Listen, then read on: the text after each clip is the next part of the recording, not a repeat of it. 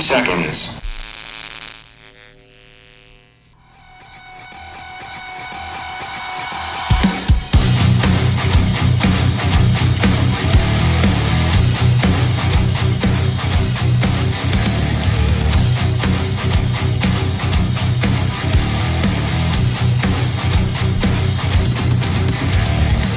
Welcome to another ball-busting episode of Traumahead Sportz. Welcome back to Traumahead Live, show number 4. I'm Jay Gallatin, and I'm Danny Manning. Yeah, do it, man. Let's go. So listen, man, let's talk about the elephant in the room. It's the 5-on-5 Dynasty Aftershock, 15 balls a second, shoot 'em up out there in Utah. I know you were out there covering it. I thought maybe I'd be able to talk a little bit with you about it and maybe get Seth Johnson on here, the guy who put it all together. For sure, man. Yep, it was a pretty cool event. I mean, I love Utah for sure. Little extreme sports mecca out there. Good food, hot chicks, whatever. But yeah, that had a lot of old school vibes back where people were tearing each other up and fist fights almost ensued. Right. Well, first of all, we've already talked about Aftershock. We know those guys are really, they're amped up, man. They play with a lot of hate. They play with a lot of, passion.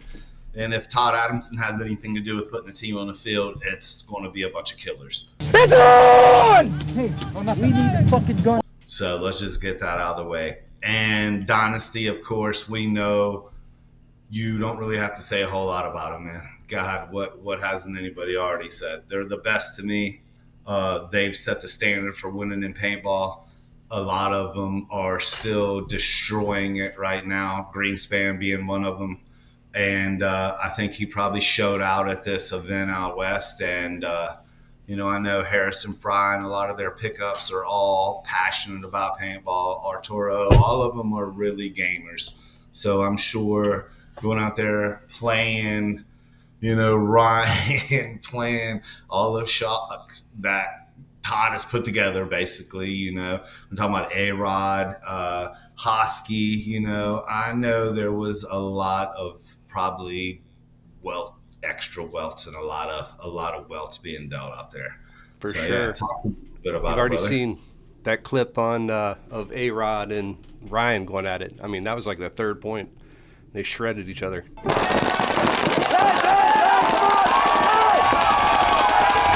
Yeah, from what I saw in there, it looked like they were changing jerseys literally because they were getting shot up so much. I feel like a lot of that I saw, watched the whole thing. I feel like Ryan really took a lot of punishment, man. So did Harrison Fry, though. Just a lot of unnecessary punishment. I almost feel like Dynasty had to pay back. Like Aftershock was dealing it, and finally Dynasty probably just threw their hands up and it's like, we're going to give what we're getting. I know Ryan feels that way. I'm sure they all do, man.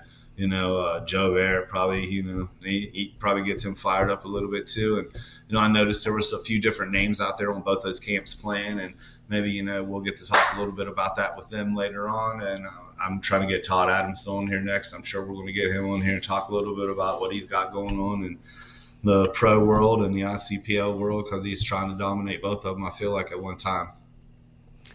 Yeah, man, they had one of our camera guy's sons, Chad Stansel, shot for us way back in the day, and his kid was playing on Aftershock. I don't know if it was their junior team or what, but it's kind of cool to see. Yeah, well, Shock really, really played good in the ICPL recently. We played in Chesapeake. Todd, I know our coach talked to Todd, and he told Paul that he specifically built a team for that event. I know he got Rodney Squires, Glenn Forrester. He brought back J.C. Whittington, Gerald Garcia, a lot of OG ballers. And, I've said it before. I think that probably Glenn Forrester and Rodney Squires together on the field, I feel like they come up with some of the best game plans for winning ever.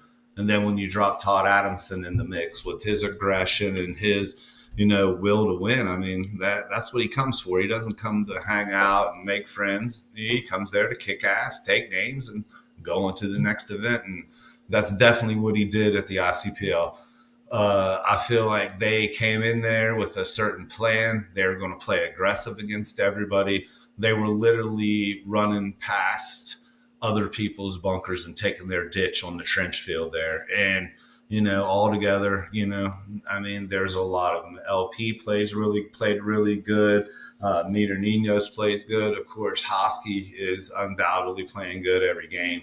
So, yeah, between them and, like I said, bringing back a lot of old school players like JC, it was like a perfect combination. It was a deadly storm, and they came through there. And like I said, they kicked everybody's ass. And I think they took second in the 5-man and first in the 10-man, which is a pretty good showing, man. Bringing back the shock name, I think he's doing a pretty damn good job of it. Yeah, for sure. Did you get to talk to Whittington at all? So I did talk to JC. We wanted to get JC to play with Smoke. In Atlantic City, I saw him. I'm like, yeah, he's going to be perfect for us. So I called him up maybe like 3 days out, and he told me I was 2 days late because Todd asked him in Atlantic City to play with him. But again, that goes all the way back to Todd Millen. He knows who really plays great paintball and who he can bring out there that are going to make a difference. It doesn't matter whether he has the same guys every time. He has the core of the same guys in the ICPL, I feel like. But every tournament he brings into the mix somebody else. And it's never anybody that hurts their game, of course. It's always somebody that steps up to the level of shock. I like it. And do we know anybody that's played more tournament ball than Todd Adamson? Yeah, so I know a lot of people feel the same way as me. I recently saw Brock Joliffe say it. He's the GOAT. I feel like he is, and I've said it for a long time because he's won at every level, and guess what? He's still doing it now. So, I know there's a lot of great players. Oliver for sure was probably one of the first or the most fantastic paintball players that I'd ever seen. Single-handedly take his energy and change the game. Everybody playing up to him, his vibes, his energy, everything was like around him was like an aura that he just, he made moves. It was the right times. It was just, you couldn't really find anything wrong with his game, man. He was, the best.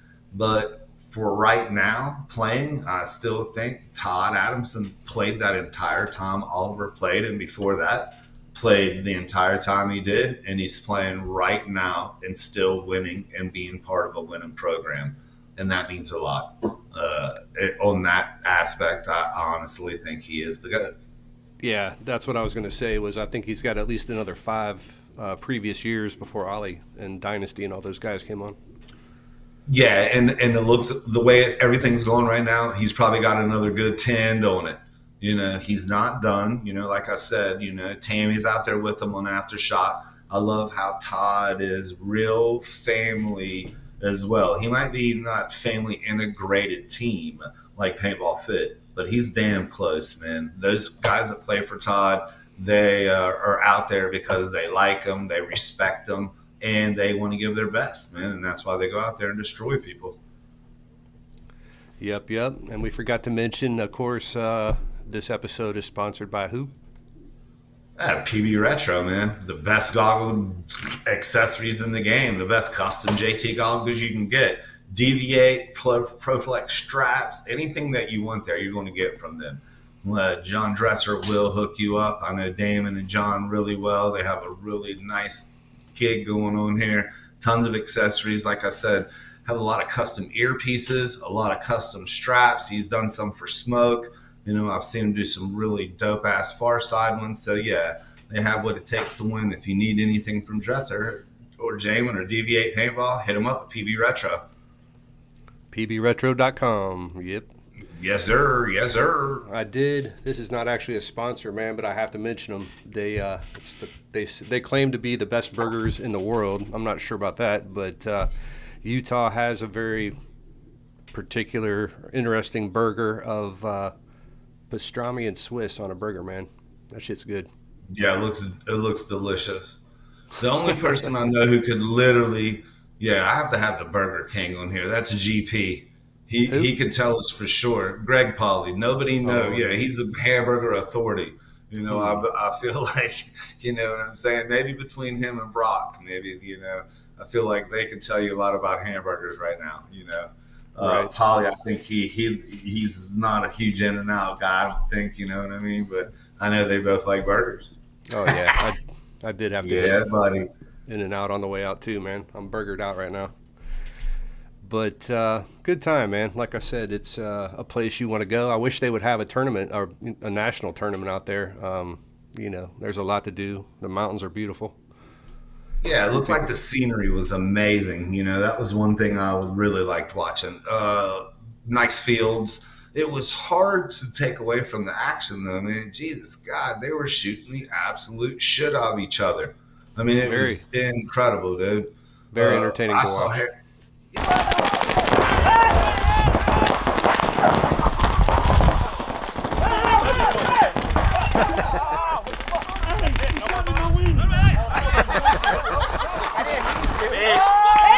I saw you running through. I just turned and shot one ball.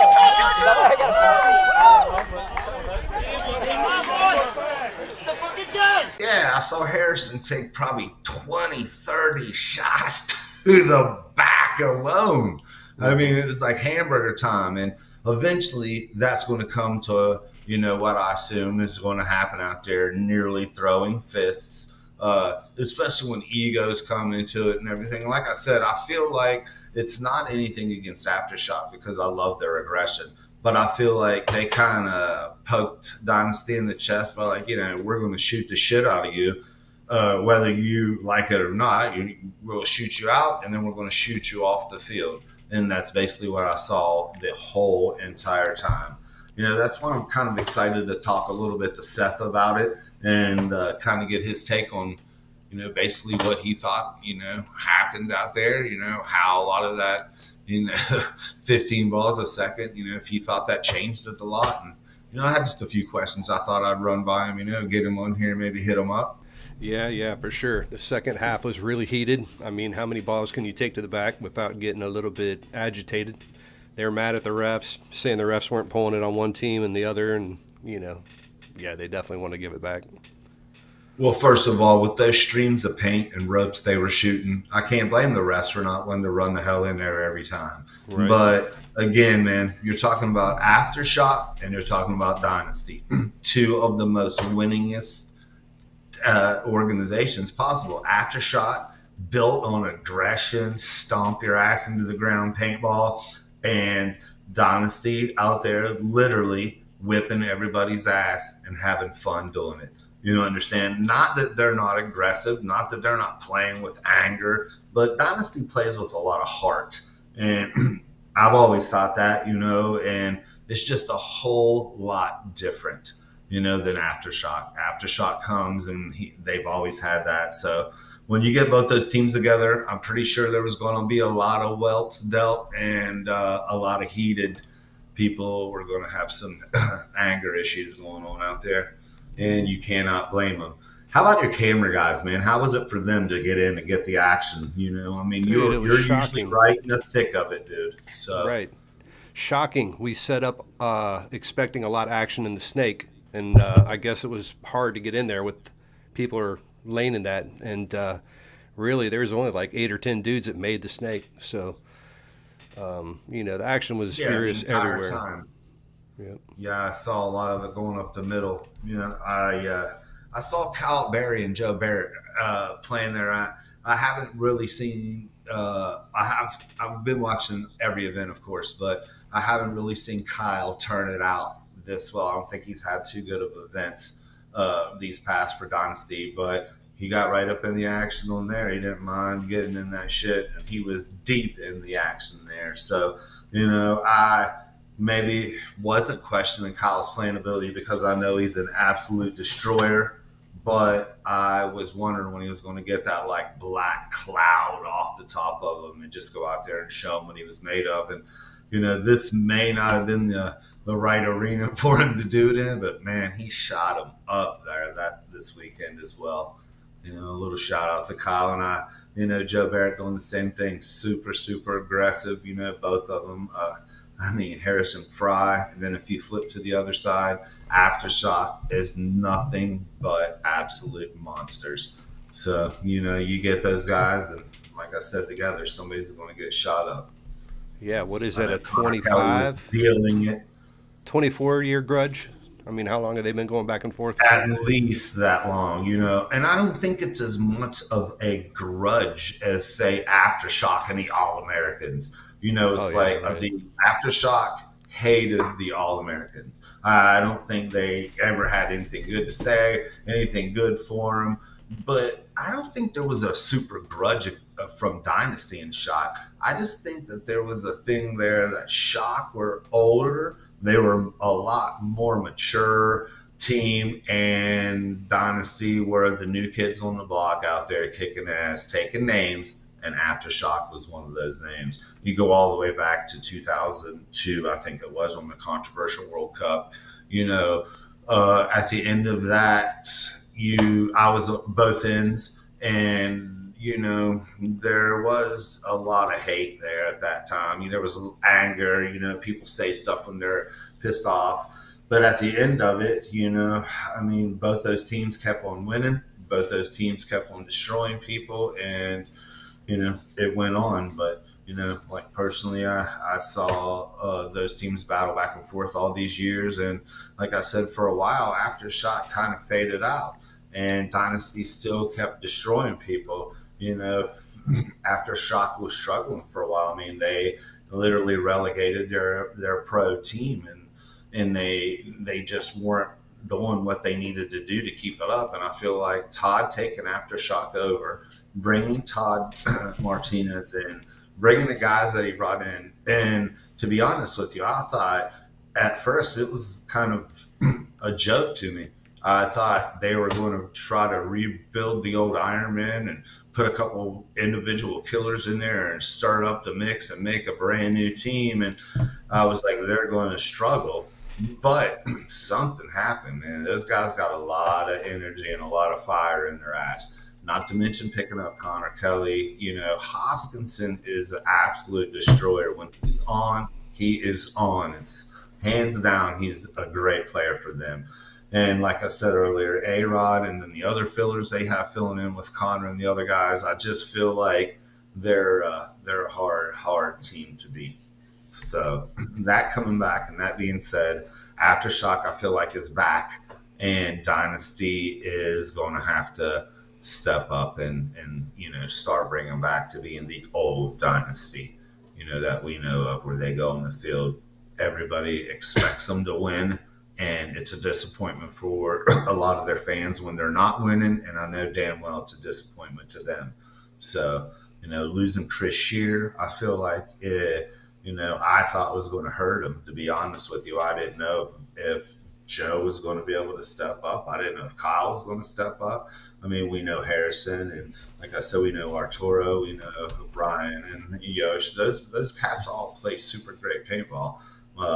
But I feel like Chris Shear was, the year before that really destroyed people for him. And now them losing him wherever he goes is only going to make that team better, which we know is Damage. And now with Marcelo going to Damage, I feel like, that's going to be they're going to be a tough team to beat at this next event in Cincy. I'm pretty excited to see what's happening. I know I start rambling on from one to another, but I just feel like it means a lot when you start seeing these guys and you see what happens and how much one person can make a difference on a team, or how one person can really change the dynamics of a team by staying or leaving, and only they know how to deal with that. Like I said, it's tough for me to sit here and say about. I can only see what I see from the outside, but yeah, I'm pretty excited, to see what's going on. I'd like to definitely talk a little bit more about this event out there, maybe see what they have in the future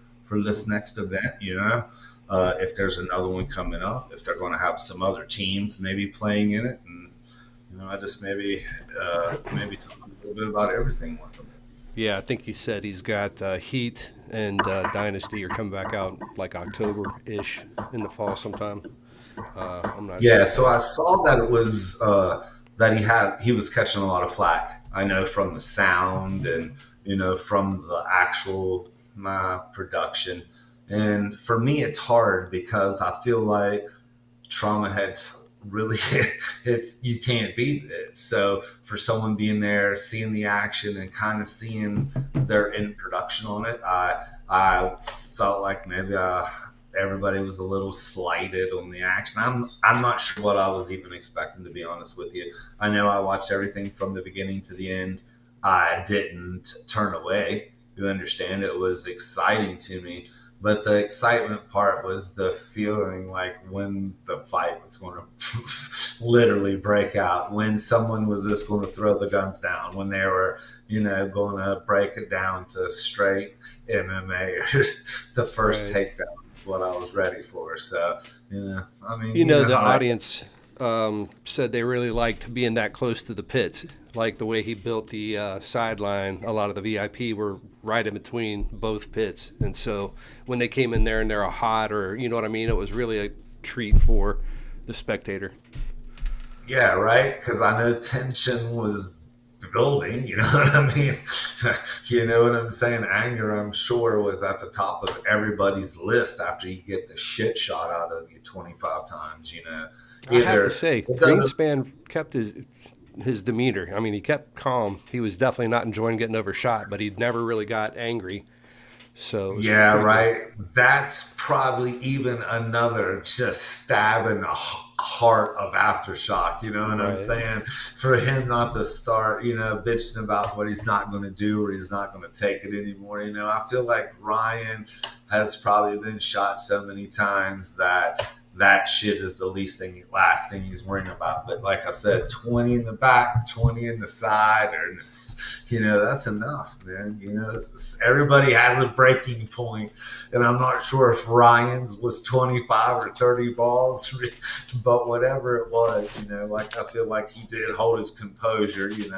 He's only gave what he got. I feel like, I said, it's not a jab at aftershock, but that's kind of where I feel like it started. They kind of started it out, with a few extra here and there, and it didn't take long for that to happen. So, tempers are going to flare and moments are going to be heated, and, the shit's going to go down. I'm pretty sure somebody's going to be in the middle of it. For sure. Yeah, cool. Man.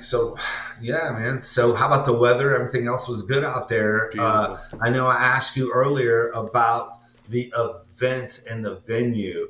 Nothing big enough to have a major paintball event, but still a great venue for what it was for the event that he had there. And I think it would be pretty awesome to see more of these and maybe a little bit more frequent. Yeah, man, for sure. I like the individual field showcasing two teams. I think that's great, man. I mean, I'll let Seth talk about it, but he's kind of wanting to do an NFL type of thing, where you've got Green Bay versus Chicago and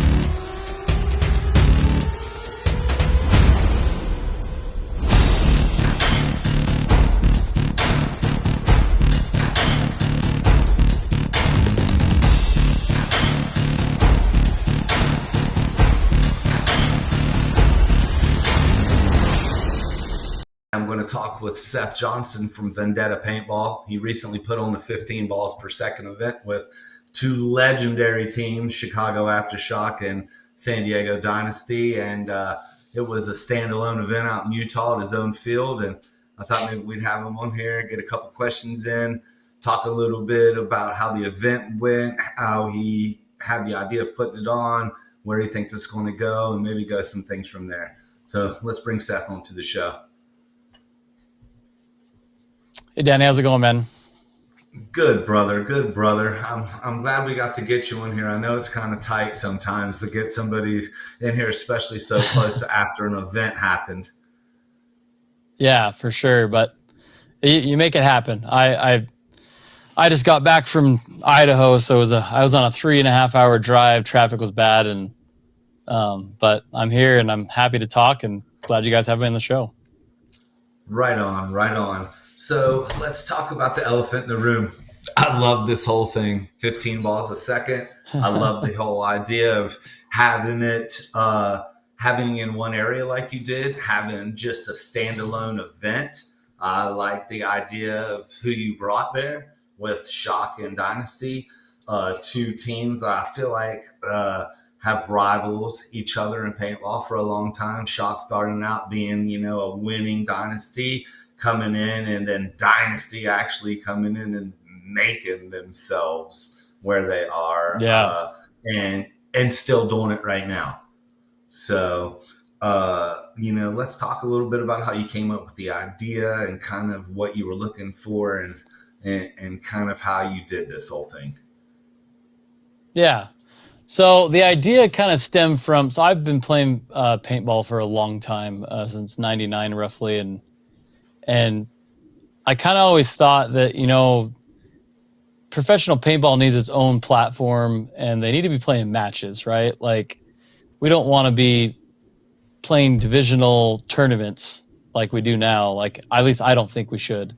They need to have matches just like any other sport. You play a match every weekend, every other weekend, a different part of the country. It's just you and another team. It's really good for spectating. People can go see it live if they're local. They can watch it online if it's going to be streamed. So that was the birth of the idea. I opened my field 2 years ago, and I really wanted to be able to do something here for Utah Paintball also. But about August last year, I started talking with Ryan Greenspan about this and Dynasty joining in. And then I got Todd Adamson's number, started talking to him about Aftershock, because just like you said, these are two teams that haven't had a rival since like 2000 or 2001, I think was the first time they played or something. And they've stolen wins away from each other throughout the years. Ryan had a video saying like, I don't know what the count's at now, but it'd be interesting to find out. Right. And then 15 balls a second. Yeah. 15 balls a second was, I kind of felt like we had to, I don't know if we're going to continue doing it.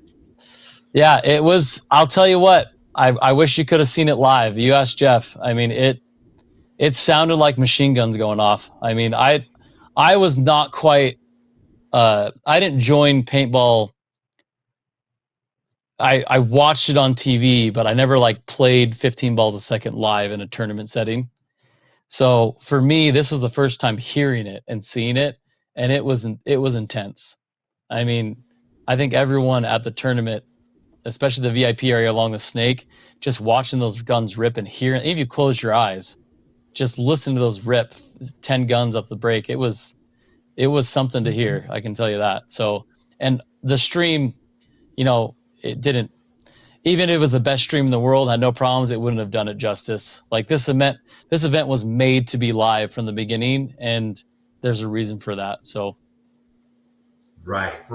Well, that whole 15 balls a second takes me back to Huntington Beach, takes me back to Bob Long's Intimidators, the guns that sounded like Submachines, Angels, those style of guns that were just absolutely just streaming ropes of paint, and even don't sell yourself short on this, just watching it and seeing and hearing those streams of paint, mainly the impact of the balls on the players.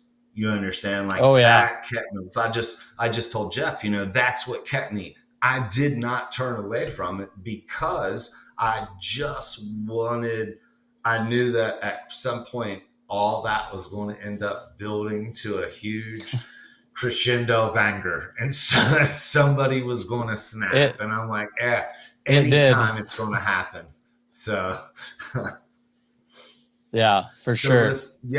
Right. And it's hard. So you have full-grown men dealing each other welts at a high level and at a high number. Like I told Jeff earlier, I saw Harrison Fry and Ryan Greenspan. I felt like they just took so much extra And earlier Yeah, I was saying, they did.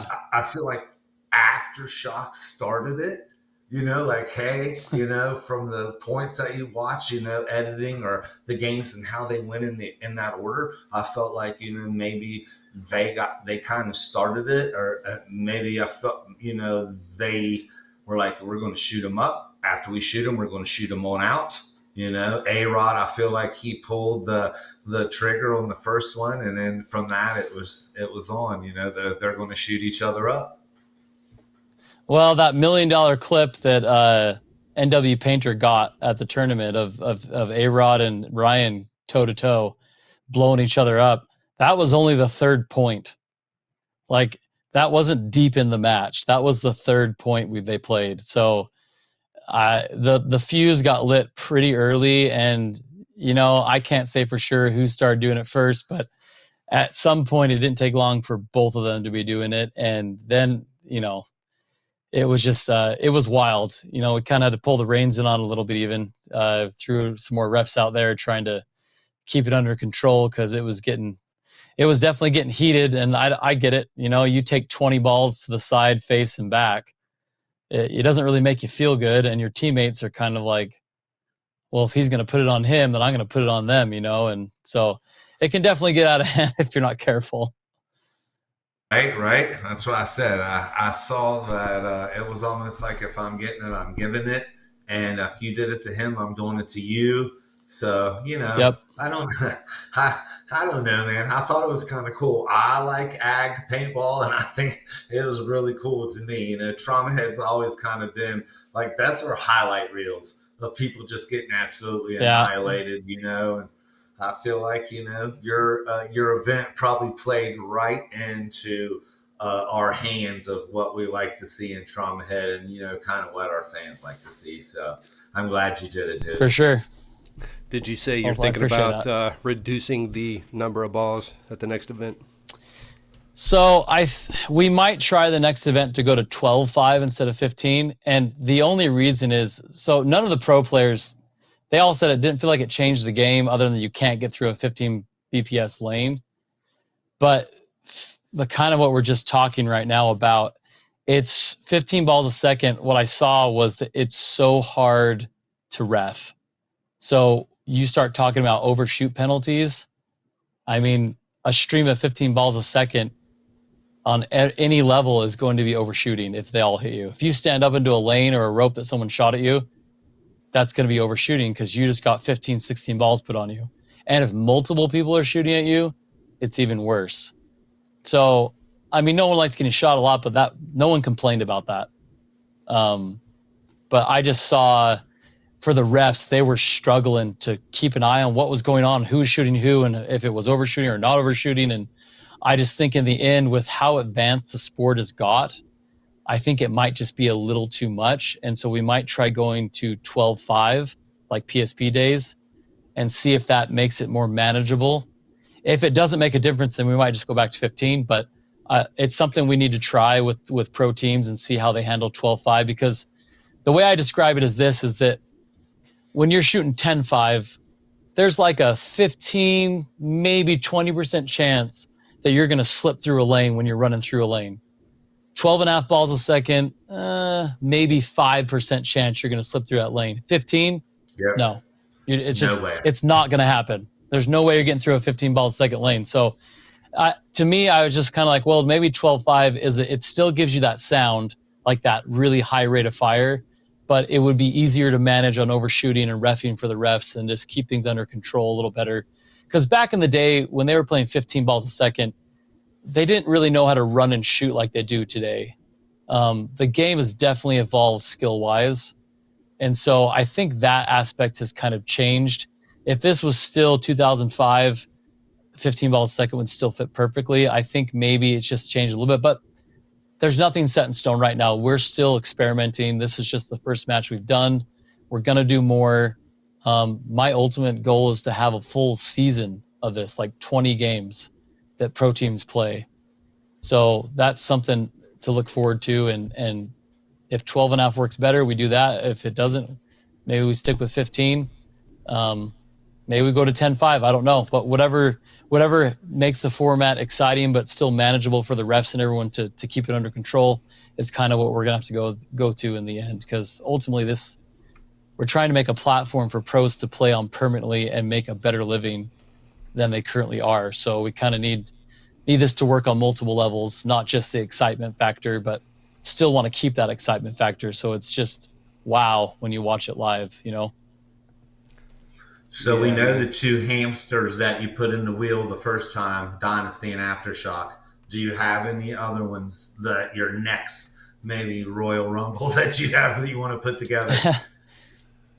We do actually. So this is tentative, of course. I did have talks with Houston Heat previous to this event, actually, saying, would you be interested in playing one against the winner of this match? So that's what we're doing is because we're not doing a full season, it's just been a one-off event. Dynasty is now the defending champs of the Premier League paintball match.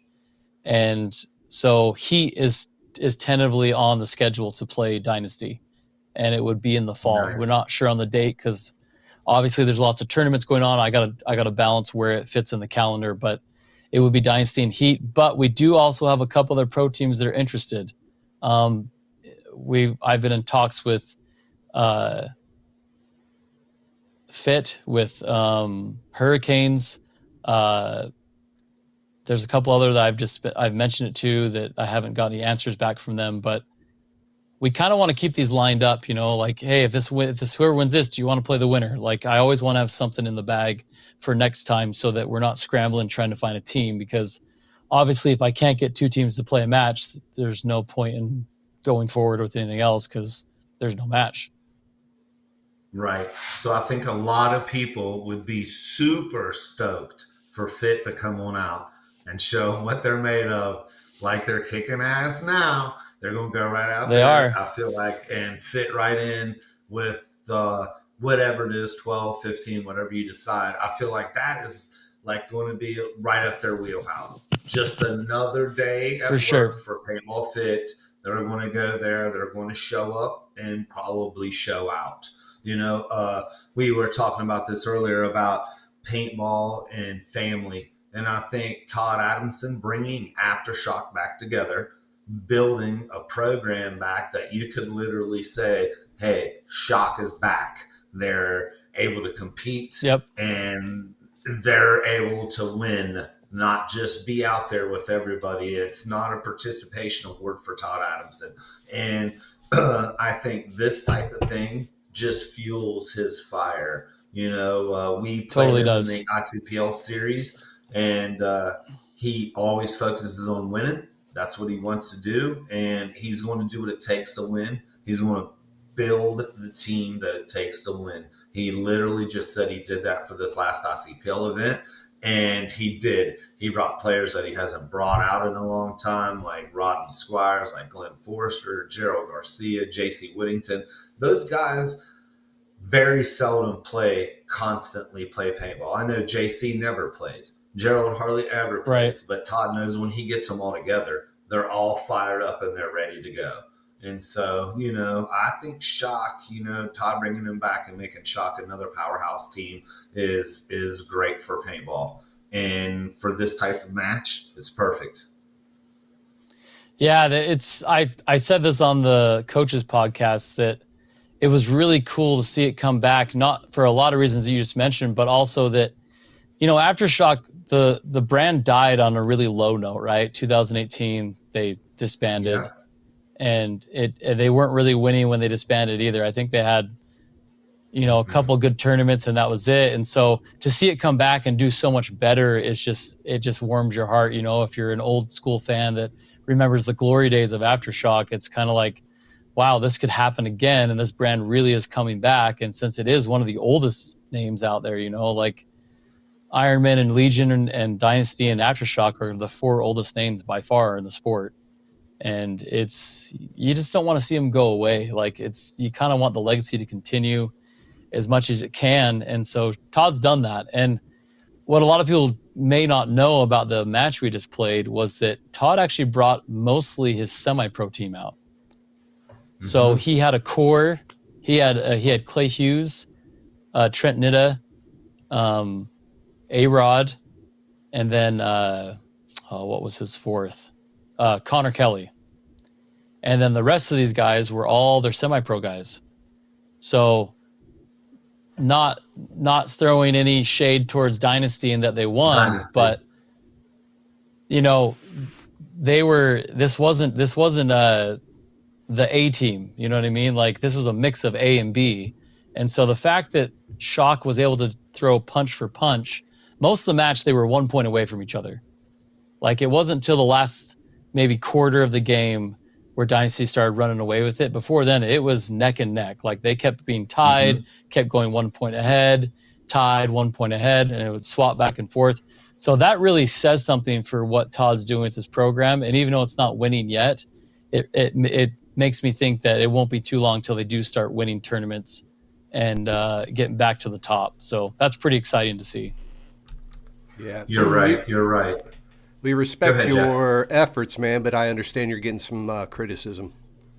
Can you talk a little bit about that? Yeah, there was, I guess, there was a lot of criticism I saw, mainly about the stream, because we had some problems with the stream and the audio in the beginning, which was unfortunately just something that we don't know what caused it. The microphones just didn't work. We switched a bunch of settings, and then all of a sudden they started working. Even, like, not after we switched settings, but they just started working. We didn't touch anything. So we're not sure what happened there, but we did lose some cameras too. It was due to power issues with the cables. They weren't carrying enough power to function all of our cameras. We had 8 originally, we got down to 3. So unfortunately, it wasn't the stream we wanted, but we also had some complaints, about some other things here and there, but that was the main thing. But I just want to let people know, before you start criticizing me or anyone else, like, you should probably know all the facts and details. My name's Seth. I own Vendetta Paintball. I run the entire business by myself.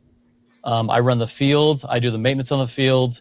I do the pro store. I do the online site, and I do all of the social media, answer all the phone calls, all the emails, all the text. So I apologize if we did not get to everyone's messages during the tournament. I was running a tournament, and I had hundreds of people messaging me on every platform possible. They were having login problems and whatnot, and things like that. The other problem we had with the stream was our server on our website basically kept crashing because there was too many people trying to watch. And we had tons of internet speed, but the server was supposed to be divided up. It wasn't, and so it got overloaded. But like I told everyone, if you bought a ticket, you can still go watch it again. It's smooth as butter now. Now the server's not overloaded. And but we're, I don't claim that this was a perfect event. I don't claim that I have the best field in the world. I'm just a regular, average dude who works my butt off. I own a small business, and I made something happen that I wanted to happen. And that's the end of it. It wasn't perfect. We had air problems at the tournament for a little bit that turned out to be a clog in one of the lines we blew out finally. But other than that, it was a great event. Like, it really was. Everyone at the event had smiles on their face and kept saying, "This was so cool. This was so awesome. Thank you." And that's why I did it. I grow my business and my brand so that I can have more funds to do more tournaments, more events, and help more teams. I'm not here for a cash grab. That was claimed that I was doing a cash grab, which is ridiculous. I lost a lot of money on this tournament, to be honest with you, which I'm fine with. I knew that going in, because most of this tournament was supposed to be funded by ticket sales, and we only sold a third of what we needed. And so I said, okay, that's fine. I'm still doing this, and we're making this happen. And so there was no cash grabs, guys. I promise you. There's no hidden big investor in the background. I guess that was some kind of rumor going around.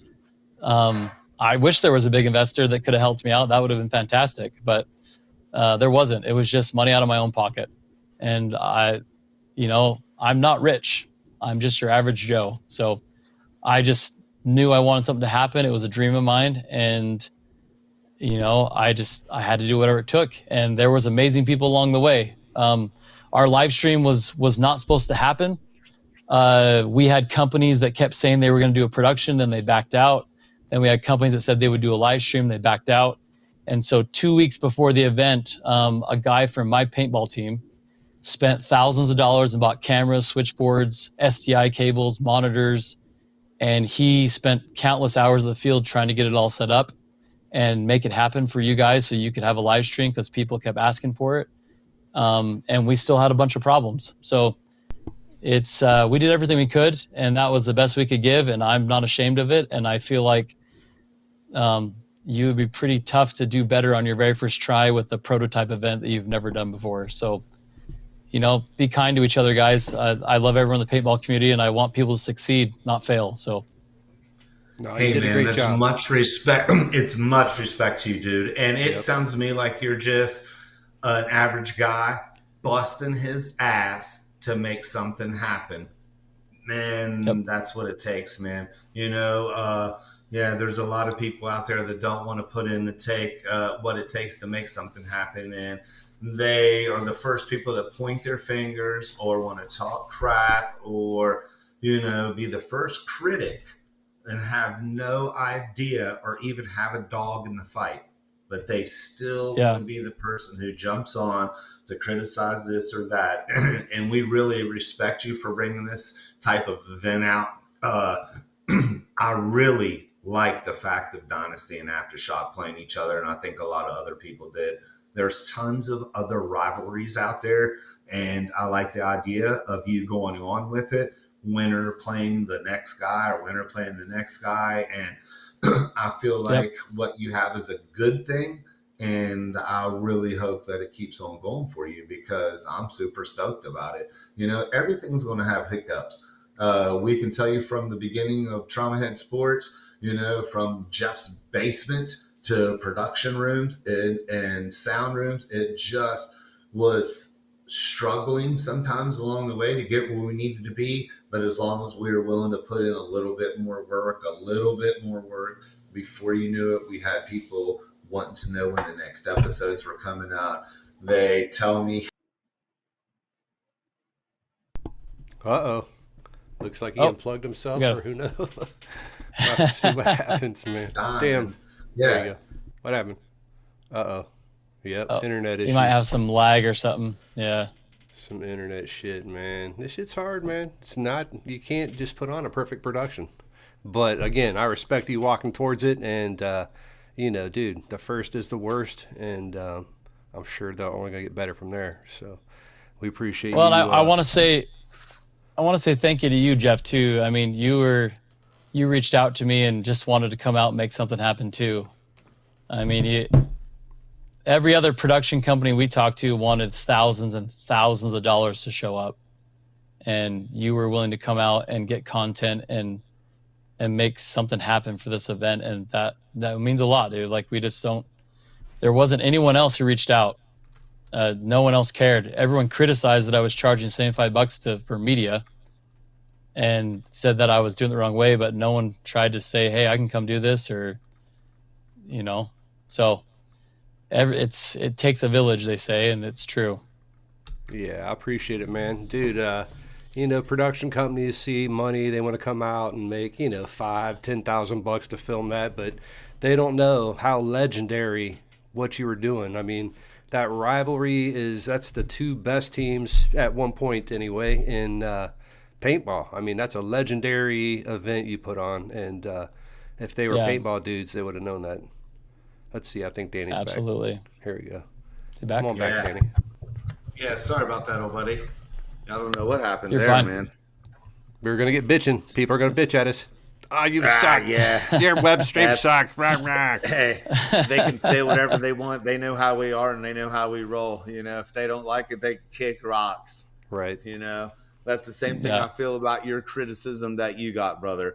I think everybody's always going to have something to say. Going back to that, it's not always going to be good. It's somebody out there that's going to want to trash talk or have something to say about anything that goes not like they think it should. So my whole thing about this event was, I love that you took your idea, you went with it, you sound like you busted your ass to get it to happen. things happen along the way. You're going to have speed bumps and you're going to have hiccups. And I know that that's what happens because we've went through it ourselves. But as long as you keep grinding it out like you said you are, and you want to grow and you want to do things for the right reasons, it's all going to come back around to you. And I feel like this is really going to work out for you.